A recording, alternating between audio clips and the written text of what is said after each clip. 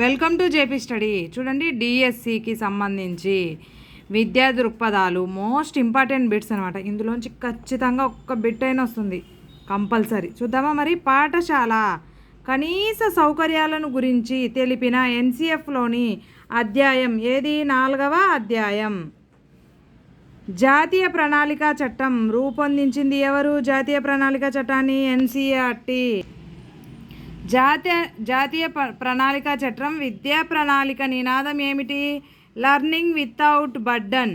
ఏంటి విద్యా ప్రణాళిక నినాదం ఏంటి? Learning without burden. ఎన్సిఎఫ్ 2005లో పౌరశాస్త్రాన్ని ఏ రకంగా రూపొందించాలని తెలుపబడింది? రాజనీతి శాస్త్రంగా. ఏంటి? ఎన్సిఎఫ్ 2005లో పౌరశాస్త్రాన్ని ఏ రకంగా రూపొందించాలని తెలుపబడింది? రాజనీతి శాస్త్రంగా. వృత్తి విద్య ప్రధానాంశం ఏమిటి? వృత్తి విద్య యొక్క ప్రధానాంశం వృత్తి పట్ల అవగాహన కలిగి ఉండటం. విద్యా ప్రక్రియకు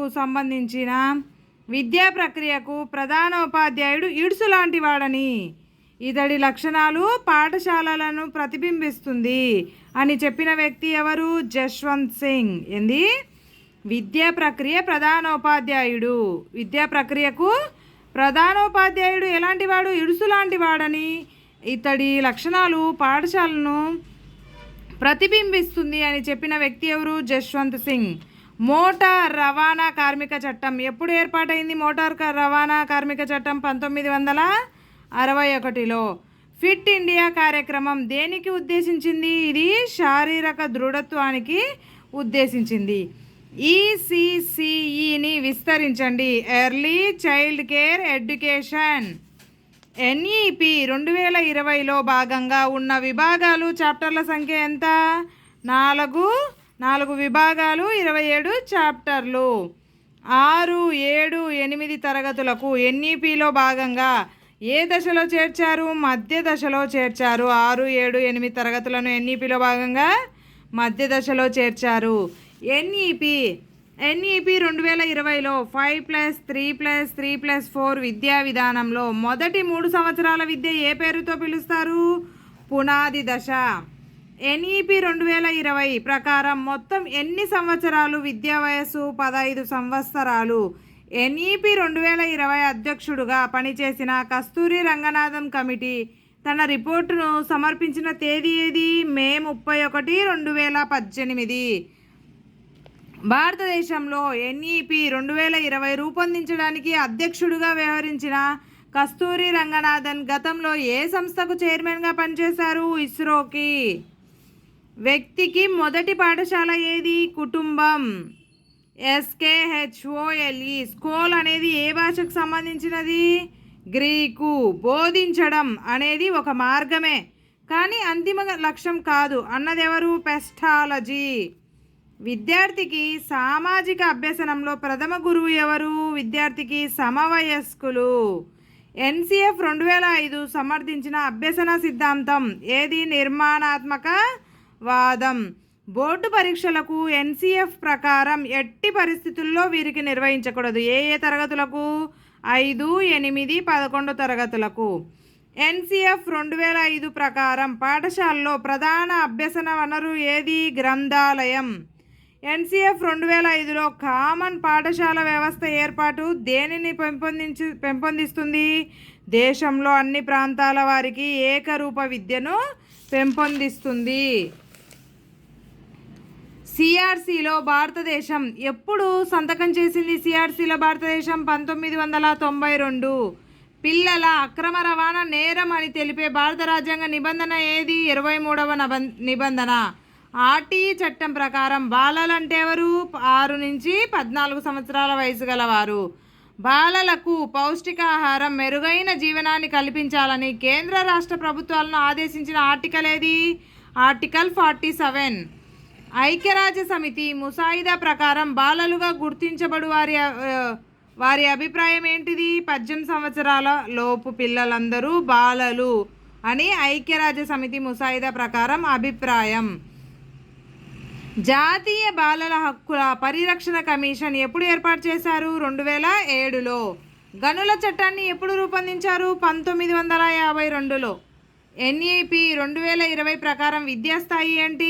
5+3+3+4. బోధన అంతిమ లక్ష్యం సత్యశీల అభివృద్ధి అన్నవారు ఎవరు? గాంధీ. మూల్యాంకన ప్రక్రియను ఏది విశ్లేషిస్తుంది? తత్వశాస్త్రం.